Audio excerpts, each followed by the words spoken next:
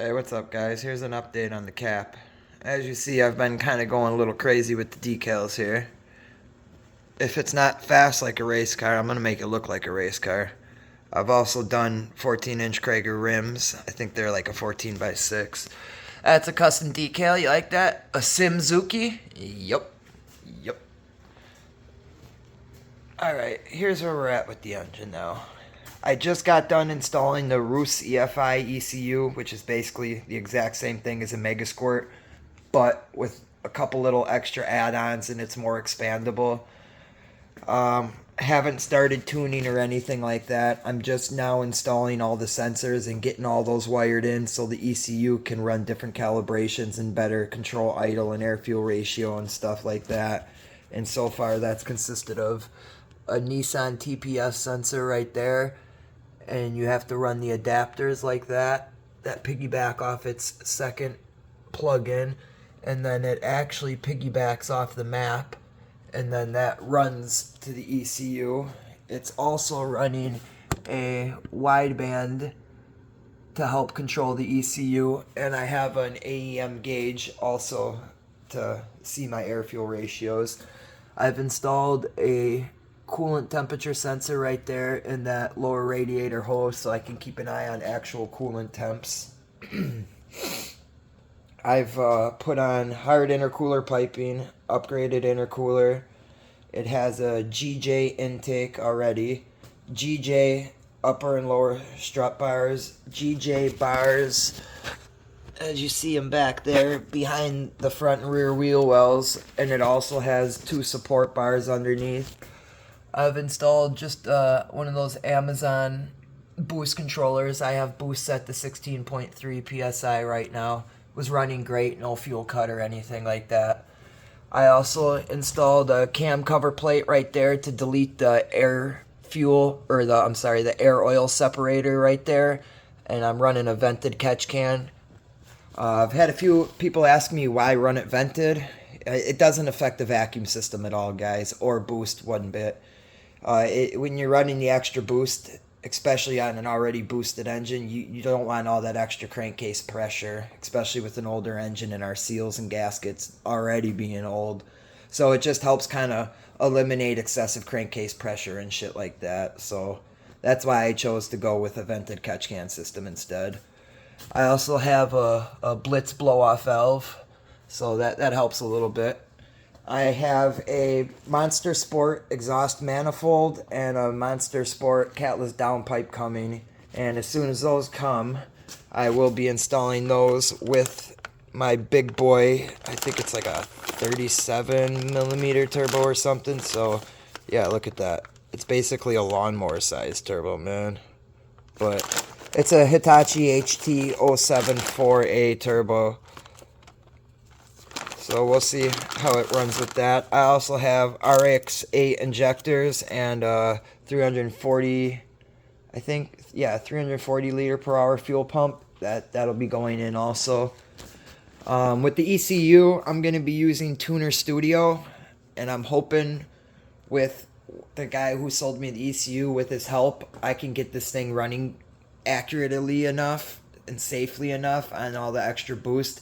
I don't care if it's not making tip-top power. These engines can only really handle low triple digits anyways. So, you know, if I got 130 wheel horsepower, I'll be more than happy with that, considering they're like, what, 67 stock?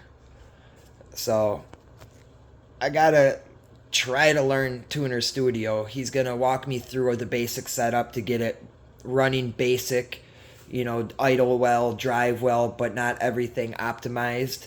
He will give me the calibration chart for those fuel injectors, so I think that will help a lot.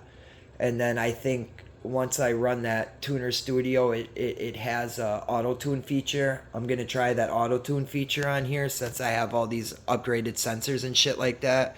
Hopefully that'll work well and I can get this thing tuned in pretty well. If not, I'm going to have to try to find a custom tuner in the area that'll do it.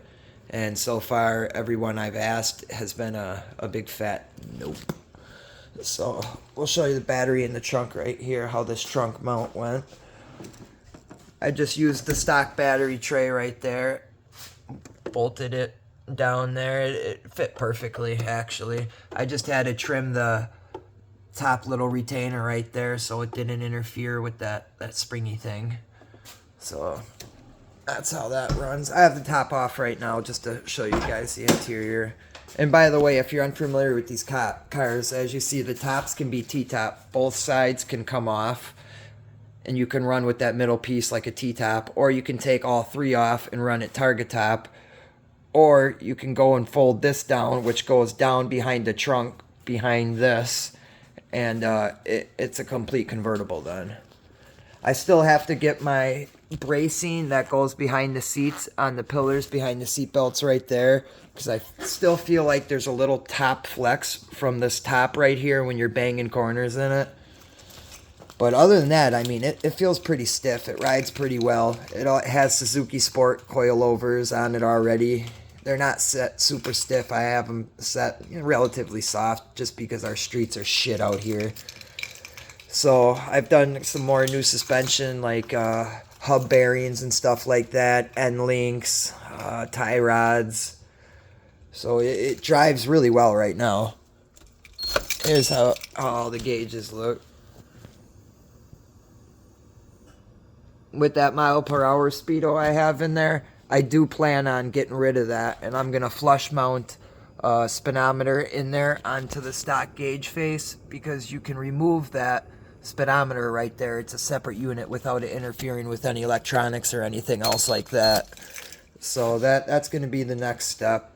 I also have to go and cut out the wheel well behind this wide body kit, because I get a little rub yet, and I'm not even slammed, as you see. So I'm going to have to cut that out and seal everything under there. I'm still contemplating if I want to wrap the car or not, or if I like how it sits with the decals, because I kind of do. Or do I want to get it painted? I don't know. We'll figure it out. Just going to get her running well first. Running decently quick. The bumpers I have on it, by the way, because I've gotten a few questions on those. There's my front bumper. Both front and rear bumpers are Takeoff brand. I don't know much about them. I've never really seen them. This car has actually a lot of pretty rare parts on it. Pretty high-end rare parts, might I add. There's the bumper. It has the built-in diffuser down there and shit on it like that. This wing right here, you see how it's cracking right there? This was molded on there. You can see another little crack right there too. It was fiberglassed on there back in the day, probably back in Japan before it came over to the States. I hate it. I wish it didn't have that on there. The rear end of these cars, they're so nice looking stock, and I feel like that just it doesn't fit the car, you know. I don't like it. And personally, I don't like the rear bumper either. I'll show you what I'm talking about on the front bumper. I'll show you what I'm talking about on that. You see how it has this built-in lip thing right there? I think that's uglier than shit. I mean, I like how it sticks out, but, you know, if they would have just rounded it and came around and flush mounted on the bottom and not came up like that with that angle and stuff, I don't know. It's just not a good look, in my opinion. So, I mean, I would like to change some things up on this car. I'd like to get rid of that rear wing, and if I did that, I'd obviously have to have it repainted, bodyworked and shit then. And then if I'm doing that, then I might as well ditch the front bumper and find a different front bumper and change it up to what I like. The front bumper that I like is actually the same one the car in Initial D has. I don't know what brand it is. Oh yeah, it also has Tashima wide body front fenders, and I think that's a Tashima Craft rear flare also. The hood, you know, I'm not sure. I believe that's a fiberglass or carbon fiber Tashima Craft hood also. Needs to be re-cleared too. But at least it's not cracked or chipped or broken or anything, because these These latches like to rip out on these on a lot of people's. Oh yeah, as you see, I've done some custom grading that covers the intercooler. Painted those grates green. Painted that grate green. I installed a grate down there because this bumper didn't have one actually, and that's green. I would like to do a different intercooler in time and run a custom mount intercooler down there, a wider, skinnier intercooler, and actually have it sit right down in the bumper in there. I mean, I got a lot of plans for this car, just not a lot of money to do them. Got the time, the plans, but not the money. Isn't that how shit goes? Alright guys, that's where we're at. So stay safe. Motor on.